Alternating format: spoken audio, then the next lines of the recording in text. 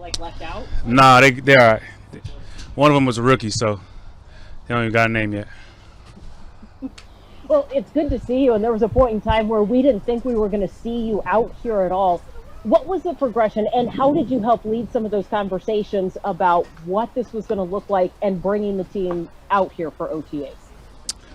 I think that we kind of all saw last year that when we were, kind of away and doing things through Zoom, it worked. And so we kind of tried to change the definition of voluntary, because over the past few years, voluntary hasn't necessarily meant voluntary. So I think that was, a little bit of the idea, but obviously we wanted to come and get some work before we just dove right into the season. And, it was a process. So we were never not coming, but we just wanted to control when we did come. Corbin. Hey, Bobby, I know it's only June and a lot can happen between now and training camp, but how awkward is it being out there right now without KJ? And have you had any recent conversations with him about his status as far as finding a team? Of course, it's awkward. I'm entering year 10, and I'm used to seeing a particular face, and so it's definitely different. I'm hoping that everything still works out and we're able to get him back. I think he's a tremendous player, a tremendous person, someone that anyone would love to have on their team, and so we'll see what happens. I had conversations with him. I think he's kind of waiting for the right opportunity.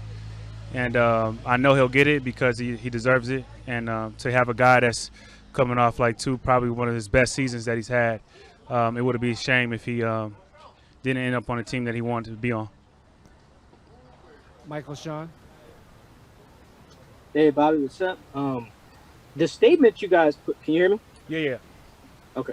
The statement you guys put out in April as players kind of emphasized the health reasons for not showing up to OTAs, but if I'm hearing you correctly, it was just more about just not feeling like the workouts were all that necessary because they didn't impact the on-field product. Am I hearing that right or no? I think it was a collective, more than just that. I think it was just everything. I think at the time, the league and the NFLPA were trying to negotiate what the offseason was going to look like. I think there was still a lot of uncertainties at that point in April, what COVID was going to look like and the vaccines and all those different things. And it was just a progression. But as you think about those health and safety reasons, you're also thinking about what that word voluntary means. So it wasn't just that one thing. I think it was a mixture of things.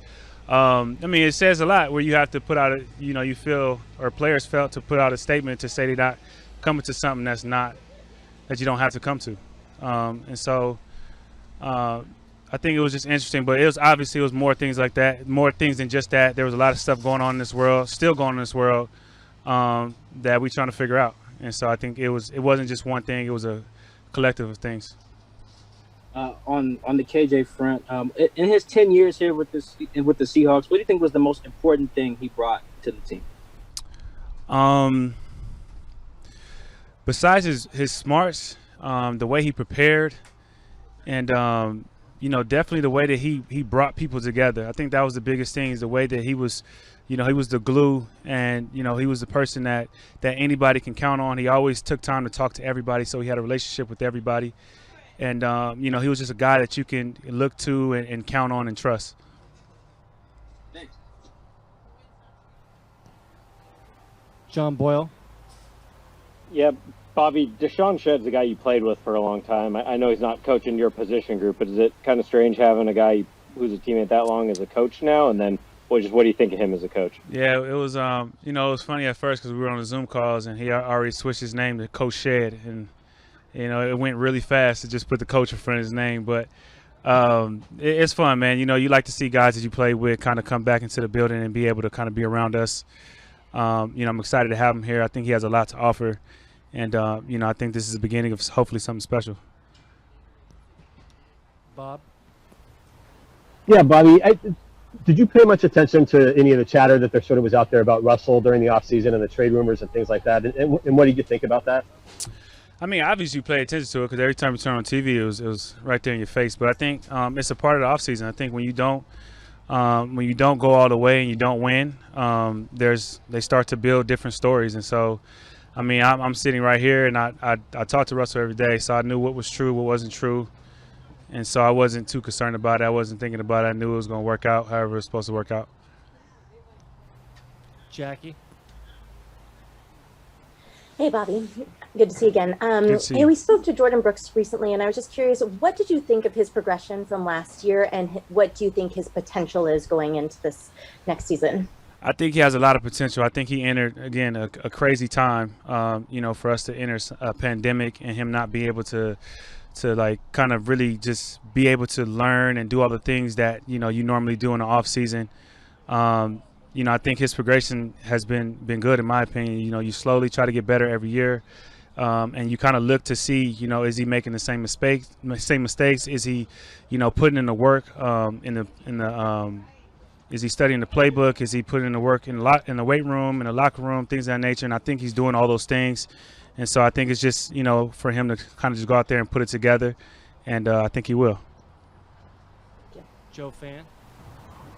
Hey, Bobby, also on Jordan, I mean, how much extra care and attention and time do you have to spend, if any, on your relationship with Jordan in terms of building that chemistry, you letting him know what you need from him, what he needs from you? I mean, how important is that relationship as you guys potentially are going to be starting next to each other this year? It's very important. You want to be on the same page. I think that's the biggest thing. Like I said, I've been used to playing with somebody for 10 years, and that type of communication, that type of transparency it's not going to happen overnight. And so you just slowly build it, every day, and that's kind of where I leave it at that. You know what I mean? It's not like something you have to really take extra care, but at the end of the day, I'm seeing it as being an older guy with a younger guy. So a lot of it is just trying to pass down my knowledge and pass down, what I've learned in my career thus far that can help maybe speed the process up, and, the mistakes I made when I was younger, try to help him avoid those mistakes.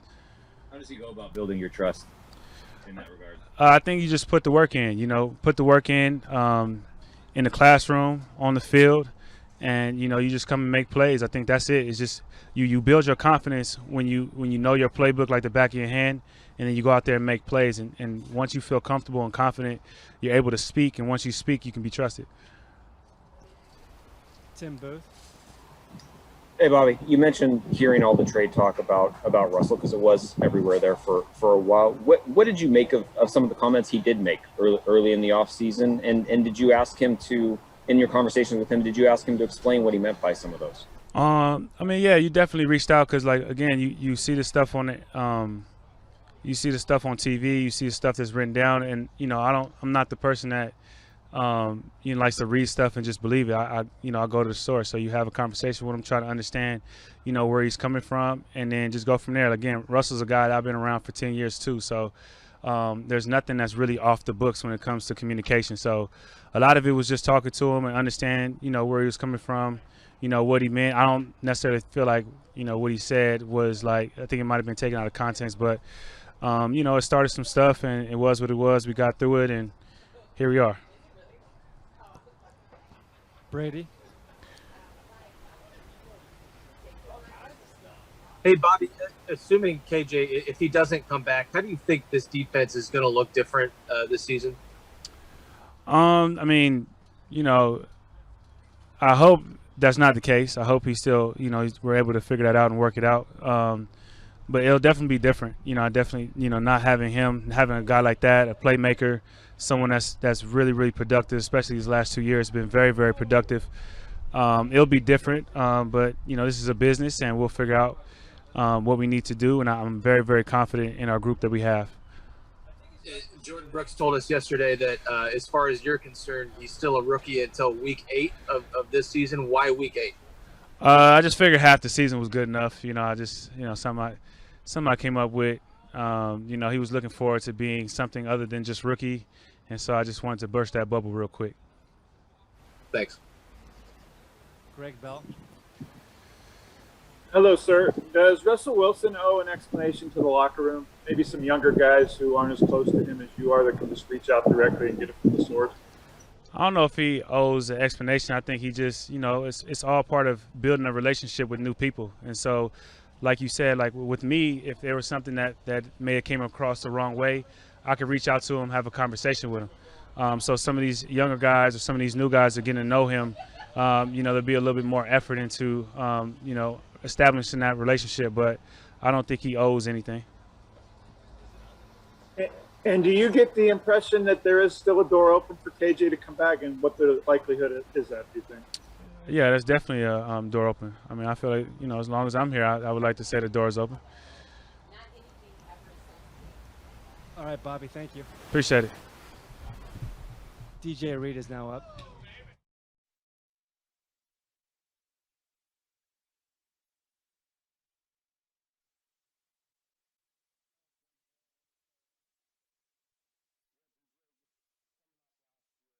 The way that you're finished for you in the starting lineup, just how confident are you heading into your second year and going into this cornerback competition where it looks like there's a lot of guys battling? Yeah, I mean, for me, I'm just focused on myself as far as, what I do on the field. Last year is last year, what I'm saying? We focused on this year and being the best we could be. Michael Sean. Hey, DJ, what did you think of the way Ugo progressed and played last year? I mean, Ugo, to define Ugo is just consistent, He's somebody that is going to do their job. He's going to be where he has to be. And, having guys like that on the field, that just creates trust for everybody. So it was fun, being out there with Ugo and playing with him last year. Thanks. Joe Fan. DJ, in just 1 year, it seems like you were able to get this organization to kind of rethink how they evaluate the cornerback position and potentially help them feel comfortable taking Trey Brown this year in the draft. Is there a satisfaction and a pride you take in that as you kind of work forward and try to get another starting job this year? I mean, yeah, I was excited when I seen, that we drafted Trey Brown, a guy that's 5'9", that, played well. He played in the Big 12, which is a hard conference to play in at corner. And I thought he held his own. I thought he played at a high level. And I seen the reps that he had one-on-ones during the Senior Bowl. So he could cover. So I feel like, if you could cover, you could play. So, I was definitely excited. So me and Trey, we've been talking. We're trying to get him on board and get him comfortable out there. Jen. You didn't get a chance to work with a team before the regular season last year. What does this time do to just kind of slow it down and have the run-up to training camp? Oh man, it's beautiful. Like, this is probably one of the few off seasons I've had. I've had surgeries basically most of the off season, so to get a full off season, to go travel, to get my mind off football, from my mental, and to just recoup, just relax, and then get back to basics and really tie down into my technique, fitness, getting in the best shape. It's beautiful, and I'm glad to be out here with the fellas. It feels good just running around out here. Where'd you travel? Me and my girl, we went to Hawaii. So, yeah. Curtis. Hey, DJ, what's it like for you reuniting with Ahkello Witherspoon, and what do you think, having been around him down at San Francisco, he needs to take his game to that next level of consistency? Yeah, so, I mean, when AK got the call, he called me and let me know that he was going to sign here, so I was happy for him. But Ahkello, he's a great football player. Like, he's all of 6'3". He's lanky. He has a 40-inch vertical. He ran a 4.4, so he's athletic as they come, and he has great technique. So it really is just about confidence. And, Pete, Dre, we all going to get him right. Brady. Hi, DJ. What are the conversations that you guys as players have about the COVID vaccine, and where do you stand on that? Oh, man, you're going to get me in trouble, but I'm going to say it. Obviously, we want to get everybody vaccinated, but there's a couple guys that, are still not sure, just because they feel like, it's kind of something that's new, so they want to make sure that it's okay to get it. But we're definitely, as an organization, we're definitely pushing for it. But me personally, I'm still kind of waiting for those answers, the same as a couple others. But I'm not opposed to getting it, but I just want to learn more about it and get more research done. But we'll see. I'm 50-50, honestly, right now. Gotcha. Thank you. Masvita. Hey, DJ, I'm wondering if you could talk about how much pride do you have in your versatility, and did you do anything during the offseason to continue that versatility which you bring to the team? Yeah, well, they want me to focus primarily at corner this year. Obviously, if something drastically was to happen at the nickel spot, I could play it. but also that I'm gonna be doing punt return as well. So those are the two things that I've been, tying down, focusing on my technique, pressing, re-stepping, getting my reps, also press belling, just doing cornerback stuff, as well as catching some kicks in the off season. Jackie. Hey DJ, you mentioned being healthy during an off season. Going into the season fully healthy and actually getting to participate in training camp with this team, how will that benefit you? Oh man, I think it's gonna benefit me tremendously. Like last year, I literally rehab for 3 months, and then I have a football game, no tackling reps, no pad, no being in pads. I had no experience for that off season. It was just, film study and get ready physically without being able to run with my teammates. So it was a little more challenging now. I get to go into obviously OTAs right now, getting in shape, training camp. We're going to compete for our spots. So I'm going to be in full-time shape. So I'm excited. Brady. DJ, there's a perception that cornerback is the biggest question mark, or one of the question marks on this team. How do you feel about the state of that group? I feel like we got great guys. It's kind of, it's just what the business is, but it's kind of disrespectful, but it's just like, it is what it is. I only played half the season, obviously, because of my torn pec, but I felt like when I was out there, I was playing at a high level. So for it to be question marks, it's kind of disrespectful, but that's just the nature of the game. But Pierre Desir, he looks really good right now, same as Akello, same as Trey, both Treys. So I feel like we got good guys there. Thanks. Joe Fan. Hey, DJ, do you know primarily where you're going to be working? Is there a specific side that you anticipate playing this year? Yeah, we haven't talked, super particularly with like game plans or anything, but right now I'm at right corner. Whether I'm traveling or not, we haven't really spoke to that in particular with one receivers. So right now I'm just at right cornerback. All right, DJ, thank you. Nice job.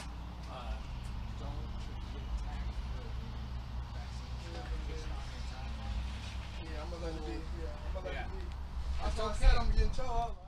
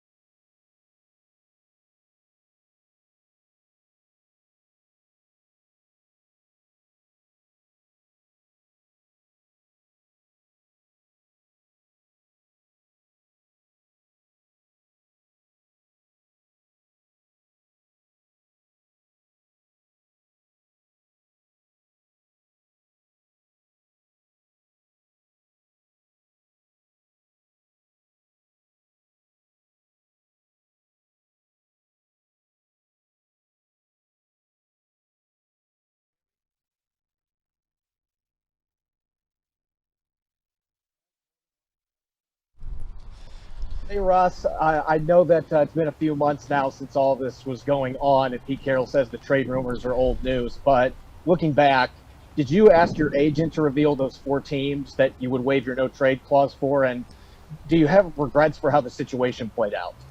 Well, I think first of all, obviously I love Seattle. I love playing here. I've had a great career here so far. I've always wanted to play here for my whole career. Obviously, I think there were some, unfortunate frustrations after the season. Obviously, you want to win it all and do everything you can, And I think everybody on our team does. We all want to win it. And, I think unfortunately it got a little, little bit blown out of proportion a little bit. I think that my ultimate goal is to win. I get paid to win. I get paid to find a way. I get paid for us to be able to make a play, continue to find ways to win. And we've done a lot of that over the years. And, the mission is to continue to do the same, but do a little bit more. And I think the reality is that that's the only thing I'm focused on is winning and doing whatever it takes to win. That's why I wake up every day and lace my cleats on and train every day. And that's what my teammates are doing too. And so that's what I'm looking forward to. In terms of the trade talks, I think that anytime you play professional sports, there's always a possibility of something happen, right? And I think that's just the reality. I think that there's a lot of teams out there that people were saying that I was going to or would go to. I requested a trade. I did not request a trade. I've always wanted to play here, and the reality is, I think calls were getting thrown around and this and that, and I think that's just a reality. But I think at the end of the day, the real reality is that I'm here, and I'm here to win. And I'm here to win it all. Bob? Yeah, Russell, I guess specifically with the comments you made about the offensive line and being frustrated with getting hit, some people have taken that as maybe criticism of the offensive line. Do you feel like that's anything you would need to sort of clear up within the offensive line, or do you feel like, did you mean that as sort of a direct criticism of the offensive line in general? Not at all about the offensive line. I think that I also mentioned that, the reality is that I can do better too. I think that's we're all trying to find ways to win. We're all trying to find ways to be better. And I think that, listen, Dwayne Brown's one of my closest friends, man. That guy's everything to me. I think about D. Lou and what a player he was last year. He's going into his second year. I think about a guy like Posick, who's been tremendous up front and how smart he's been. I'm excited about Gabe Jackson. He's been amazing in the Zoom calls. He's been amazing in his approach, how tough he is. I've watched a lot of film of him, and just how good he's been. And then obviously Shell over there at right tackle, and got a lot of other guys that can play too as well. So I think that, I think about, a guy like Kyle who stepped in to play center for us in a big game last year against the Rams and, played injured and played dinged up and all that. I love my teammates. The reality is that, guys, I think about guys like Bobby Wagner, a guy I've played, this is going to be my 10th year with him, how special he is and how special our bond is.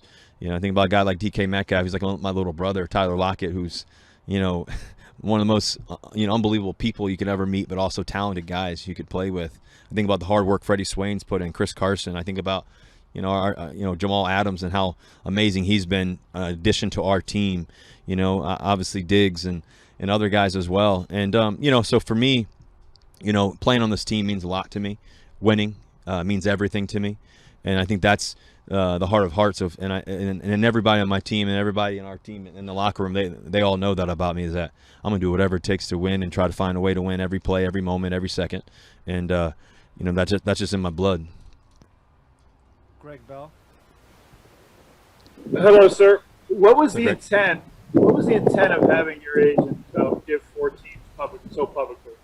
Well, I think there was a lot of confusion because the reality is that I forget. I think I was in the Bahamas or somewhere, and everybody was saying that I requested a trade, and that wasn't true. So we made it clear that I did not request a trade. And then there was teams being flown around that I was going to go to those teams, this and that. And so, I think that when you look back at it, it's part of I don't know. I think it's part of it, unfortunately. And I think that more than anything else, that I got my wish, in the sense that I've always wanted to play here. That's where I am. That's where I am right now.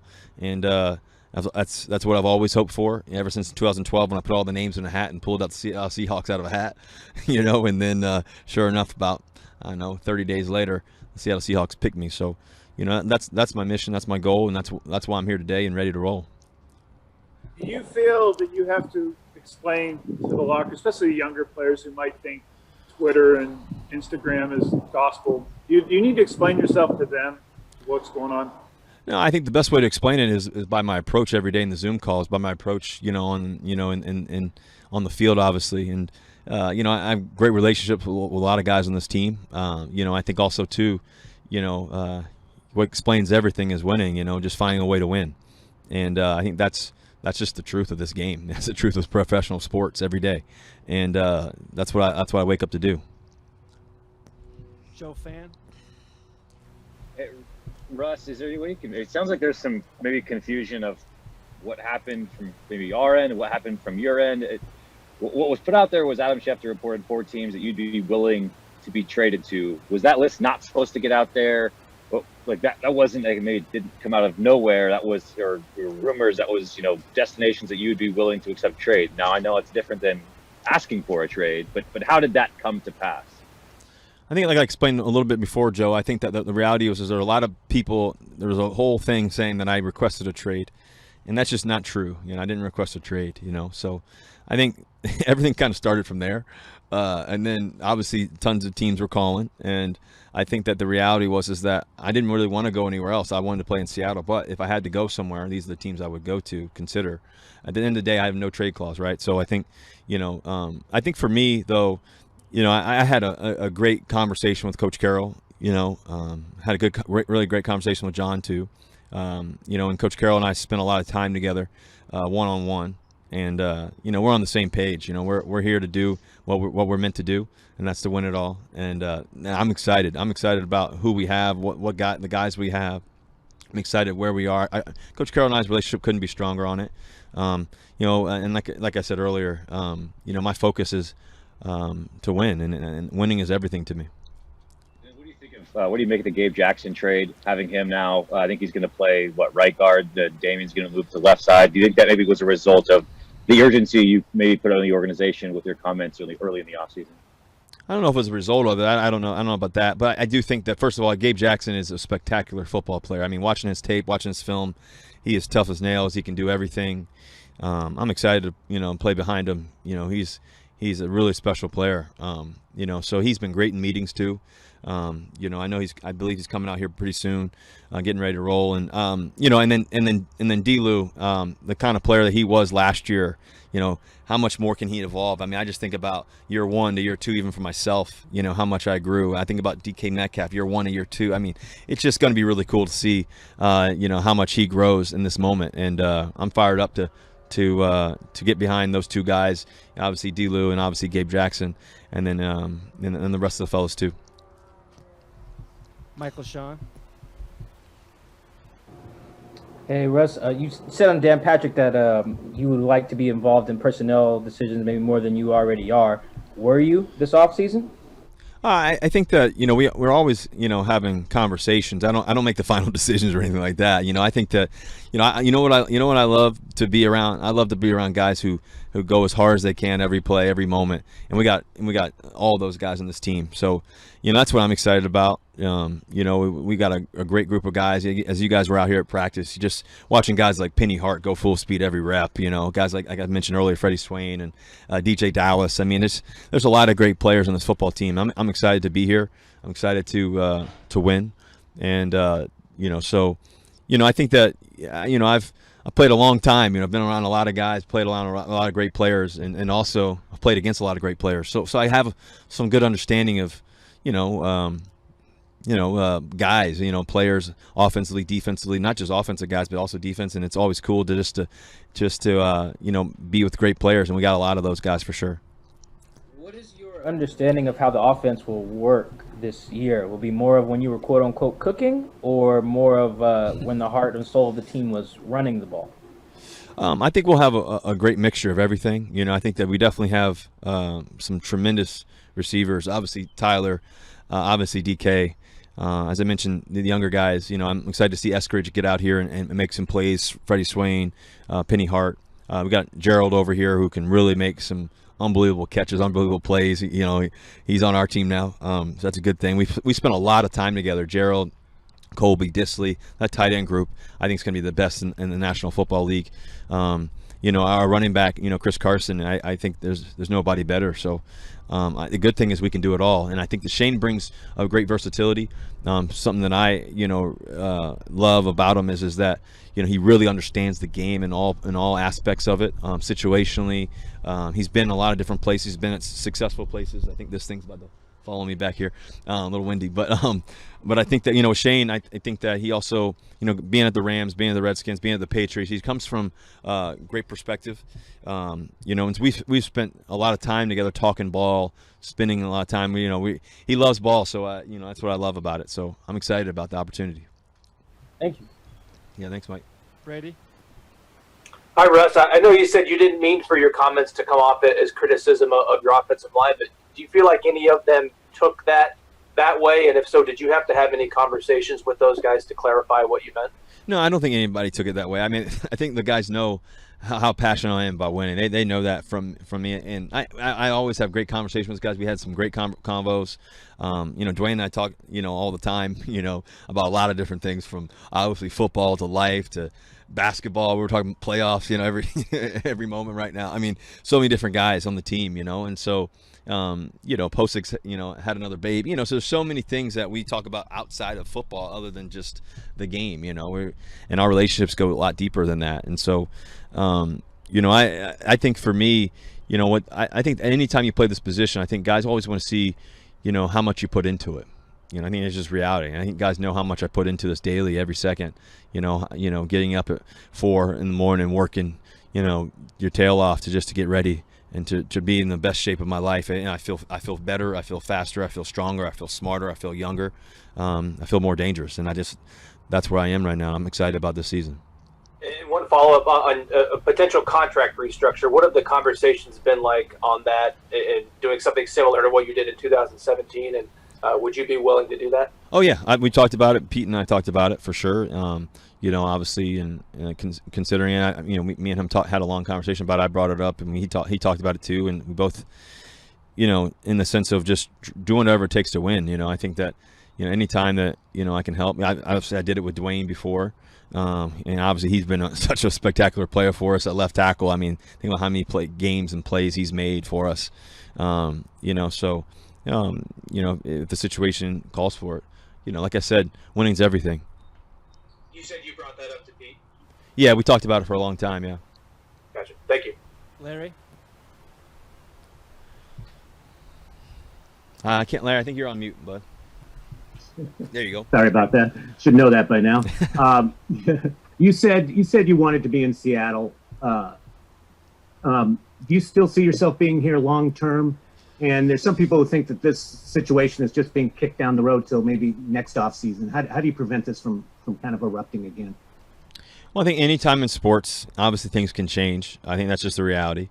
Everybody knows that, But I think that for me, my heart of hearts, and I love the city. I love this place. I love everything about it, from the moment I touched down to Seattle Children's to our Why Not You Academy to everything else that we have going on. This place has meant a lot.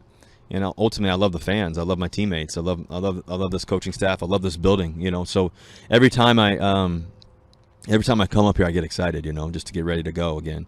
And every morning I wake up to win, and wake up to win another Super Bowl for the Seattle Seahawks. And that's my mission. And so, to answer your question, Larry, I think that in my mind, I think one of the things that, one of my gifts in my space is to be able to compartmentalize, and the reality is that I think that, I've always been able to compartmentalize from the highest of the highs of life to the lowest of the lows sometimes. And the reality is that, my mind is so focused on us doing it, doing it again, for the city and us winning it all. And so, it takes a lot. It takes a journey. It takes a lot of hard work. It takes a lot of studying. It takes a lot of great moments, some tough ones too along the way. But I know that we can do it again. And so for me personally, I hope I play my whole career here. That's my mission. That's my goal. And at the end of the day, winning is everything to me. Winning is the thing that I think about every morning and every night. And so hopefully we can win a lot more. And hopefully we can win several moving forward. Art. Russ, I'm sure you saw this. The club president put out his annual newsletter to the season ticket holders encouraging renewal, mentioning players who were coming back, and your name wasn't on it. Was the club confused, too, about your future? I don't know. Those are, I think there was a typo, or I don't know. Maybe there. Yeah, I don't know. Maybe there's a typo. Listen, I think that Chuck and I had a great conversation. Pete and I had a great conversation. John, it's after that, and obviously that was a big thing during that time. That made it a little bit interesting, I think, along the way. But listen, I think that Sorry. What'd you say, Art? What was your response to that in the conversation? I think the thing about winning, Art, at the highest level, is the reality is that your mind's got to be stronger than your feelings. Your mind's got to be stronger than your feelings sometimes. And I think that the reality is that you can't get emotional or have feelings about little things, this and that, what's left out, what's not left. I think more than anything else, I know what my intent is and what my goal is, for this football team. And when I get under center every day, and that's to win. That's to win it all for us, and for us to do it together. And that's what I'm excited about. So I don't know. I think they made a typo, or I think it was on accident. I think somebody left it out on accident. Jonathan Boyle. Russ, I know you talked about Shane a little bit earlier, but just so far after spending a little time in the playbook, what are your thoughts on his offense? And DK yesterday called it intricate. Just what do you think of this new offense? I think it's super complex. I think that we have a lot of great things about it. We're going to be, able to mix a lot of personnel, a lot of different people around, using the whole field.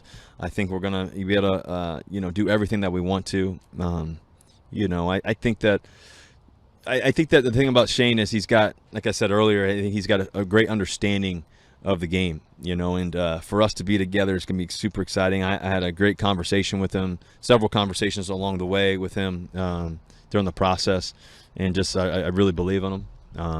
I believe in this football team. I believe in the guys that are in the huddle with me, and he makes it really smooth. Great transition. Obviously, we've been here for 4 days now, whatever it is.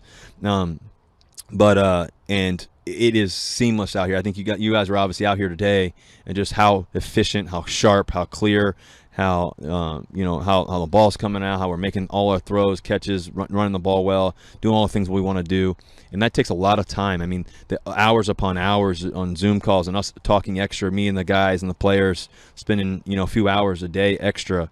Guys coming down to San Diego, California, to get the work in together, and us doing all that.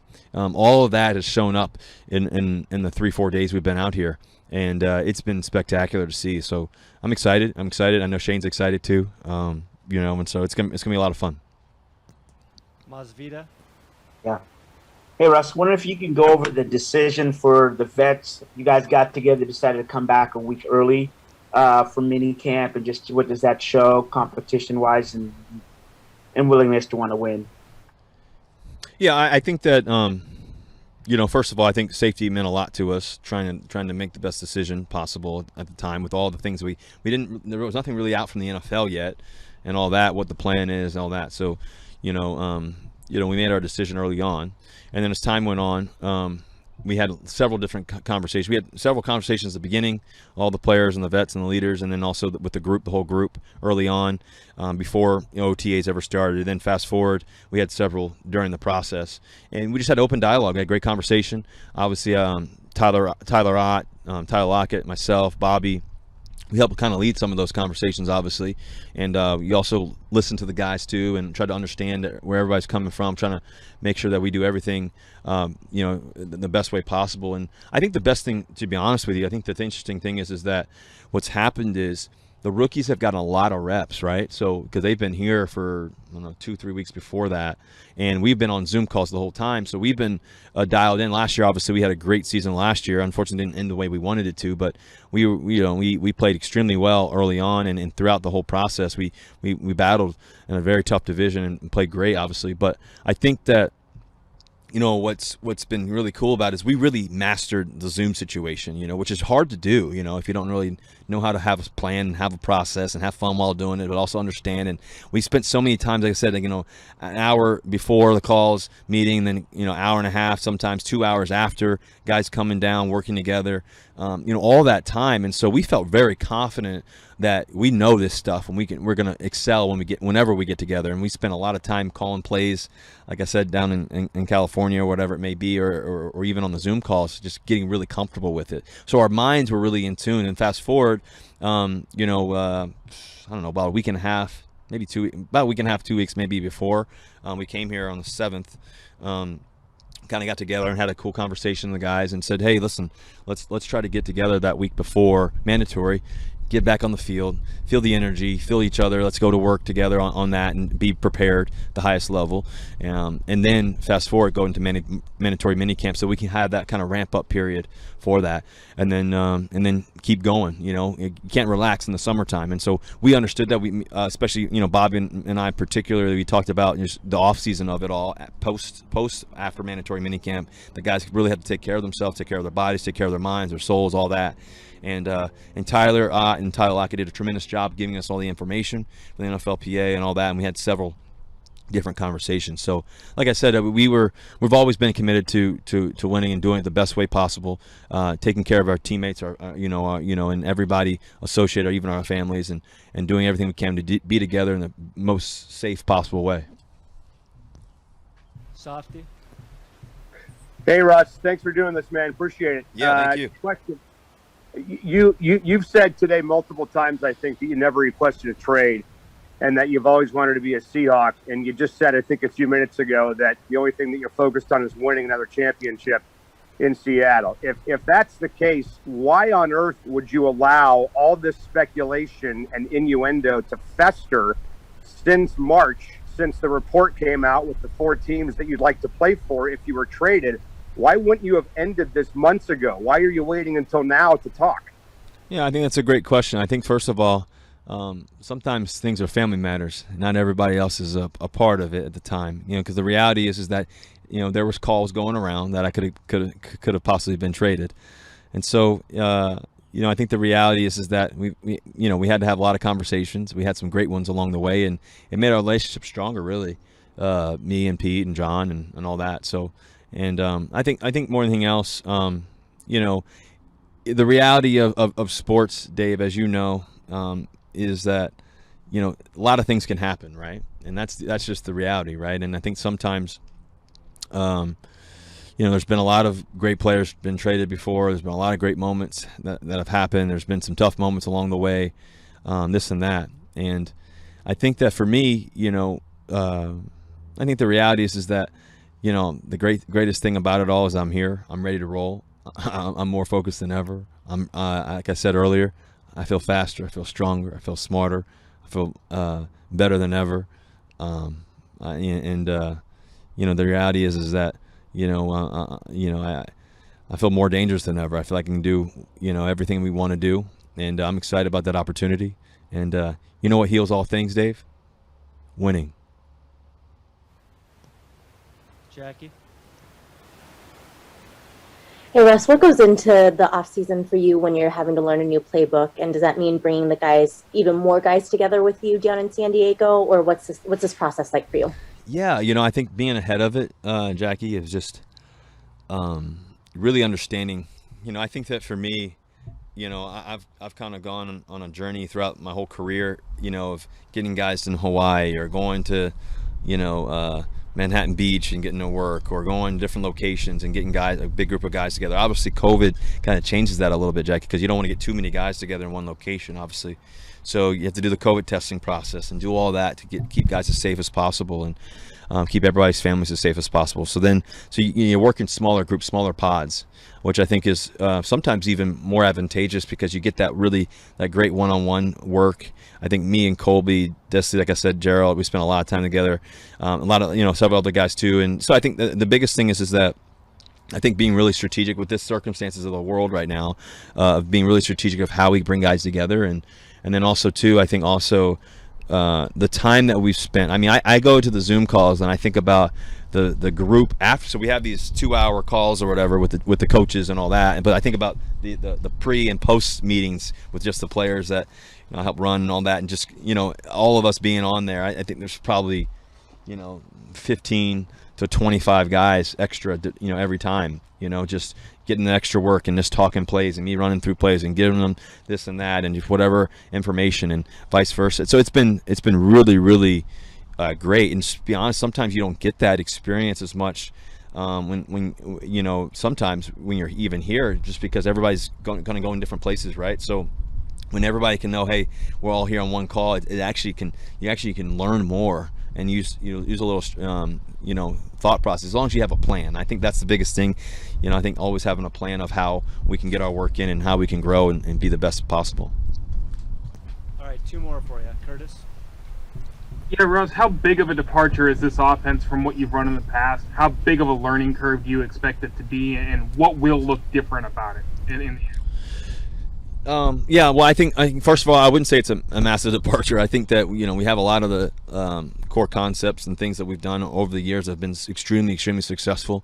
I think that we also have some nuances across the board that really challenge the defense.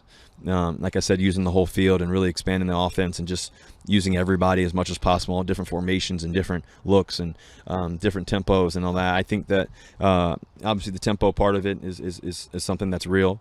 I think also too is just I think Shane brings a really, really cool thought process to it all. And I think the best part is we get to go out and practice it and work at it and get better as much as possible.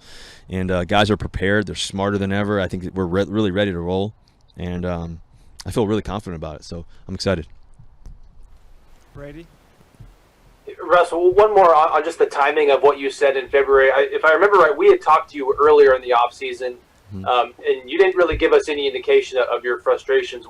Why did you feel the need to say what you said when you said it, and did it have anything to do with having just watched the Super Bowl? Well, I think that, first of all, I was supposed to go on Dan Patrick's show for Man of the Year.